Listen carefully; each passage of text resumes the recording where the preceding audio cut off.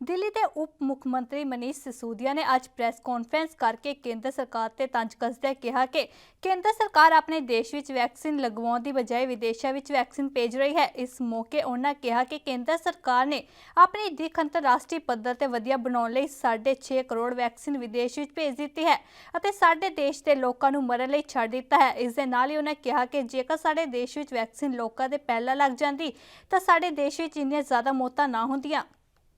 ने देश में ही 2 वैक्सीन तैयार की, ये हमारे लिए बहुत बड़ी उपलब्धि थी और ये बड़ी राहत की खबर थी। लेकिन अपने देश की बनी हुई 2 वैक्सीन होने के बावजूद हम इस वेव में अपने लोगों को नहीं बचा पा रहे, तो इसका एक बहुत बड़ा फैक्ट आज इंडियन एक्सप्रेस की एक रिपोर्ट में सामने आया है। मीडिया रिपोर्ट्स, इंडियन एक्सप्रेस की वो रिपोर्ट कहती है कि जिस समय पूरे देश में लोग बीमार हो रहे थे, हॉस्पिटल्स के लिए जूझ रहे थे, मर रहे थे, शायद ही देश का कोई घर ऐसा बचा होगा जहां खुद अपने घर में या उनके आसपास के घर में कोई व्यक्ति बीमार ना पड़ा हो, बेड ना ढूंढ रहा हो या हॉस्पिटल में ना तड़प रहा हो या मर ना गया हो। ऐसे में जब यह स्थिति थी तो हमारे देश की केंद्र सरकार देश में बनी हुई वैक्सीन्स को विदेश में भेजने में लगी थी, एक्सपोर्ट करने में लगी थी। जब इंडियन एक्सप्रेस की मैंने सुबह रिपोर्ट पढ़ी और उसके बाद मैं भी भारत सरकार की उस वेबसाइट पे गया तो मैंने देखा कि ये 93 देशों की लिस्ट है, जिनको भारत सरकार ने पिछले 3 महीने में वैक्सीन बेची है। भारत में बनी हुई, भारत के वैज्ञानिकों की खोजी हुई वैक्सीन हमने 93 देशों में बेच दी। 6.5 करोड़ वैक्सीन की डोजेज हमने दूसरे देश के लोगों को भेज दी। तो रिपोर्ट किया है, मैंने भी थोड़ी और रिसर्च की, तो ये समझ में आता है कि इन 93 देशों में से 60% देश तो ऐसे हैं जहां कोरोना की हालत बिल्कुल खराब नहीं है, जहां कोरोना ऑलमोस्ट कंट्रोल में है। 88 देश, 93 में से 88 देश ऐसे हैं जहां पर डेथ कोई बड़ा चैलेंज नहीं है, वहां पे डेथ का इतना भयावह सामना नहीं कर रहे।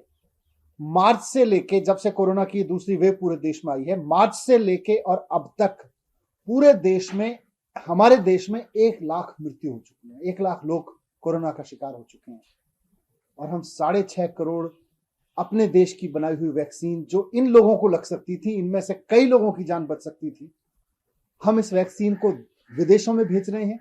93 देशों को हम एक्सपोर्ट कर रहे हैं। किस लिए? सिर्फ इसलिए कि केंद्र सरकार की इमेज बन सके, इसलिए कि दुनिया में यह नाम हो सके कि भारत में इस समय एक ऐसी सेंट्रल गवर्नमेंट बैठी है जो विदेशों को वैक्सीन दिए जा रही है। 2 देश आपकी तारीफ करेंगे, उनकी तारीफ सुनने के लिए अपने लोगों को मरने की कीमत पर विदेश के 4 देशों की तारीफ सुनना केंद्र सरकार के लिए बहुत बड़ा जघन्य अपराध है, मैं मानता हूं। हमारे सारे राज्य वैक्सीन मांग रहे थे और हम कह रहे थे अभी केवल 60 साल से ऊपर के लोगों को वैक्सीन लगाई जाएगी। उस समय हम 6.5 करोड़ वैक्सीन विदेशों को दे रहे थे, सिर्फ इमेज मैनेजमेंट के लिए।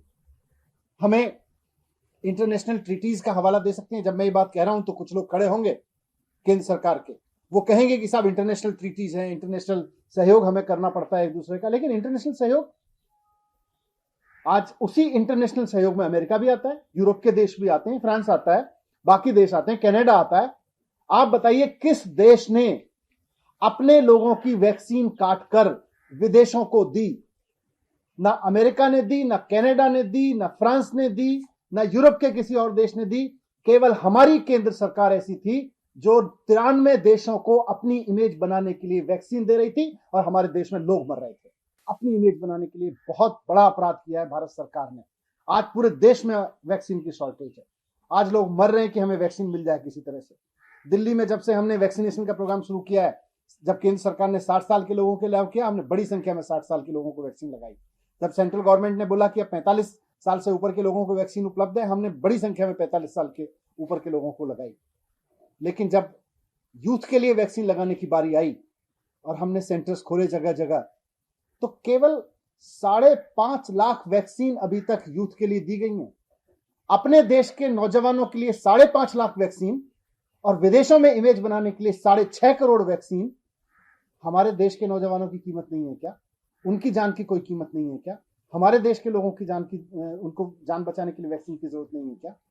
अगर अमेरिका ये सोचता है कि हम अपने देश के लोगों के लिए वैक्सीन की व्यवस्था करेंगे, यूरोप के देश ये सोचते हैं, कनाडा ये सोचता है, तो भारत सरकार ने ये क्यों नहीं सोचा कि पहले हमें वैक्सीन अपने देश के लोगों को देनी चाहिए। अपने देश के लोगों की चिंता किए बिना अपना इमेज मैनेजमेंट करने के लिए, अपनी इमेज चमकाने के लिए केवल और केवल विदेशों को वैक्सीन दी है।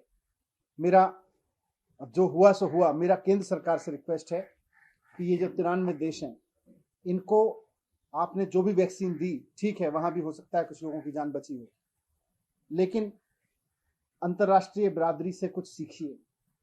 सब देशों ने पहले अपने लोगों के लिए वैक्सीन का इंतजाम किया। अमेरिका ने किसी को एक्सपोर्ट नहीं किया, फ्रांस ने किसी को पहले एक्सपोर्ट नहीं किया, कनाडा ने किसी को एक्सपोर्ट नहीं किया, यूरोप के किसी देश ने एक्सपोर्ट नहीं किया।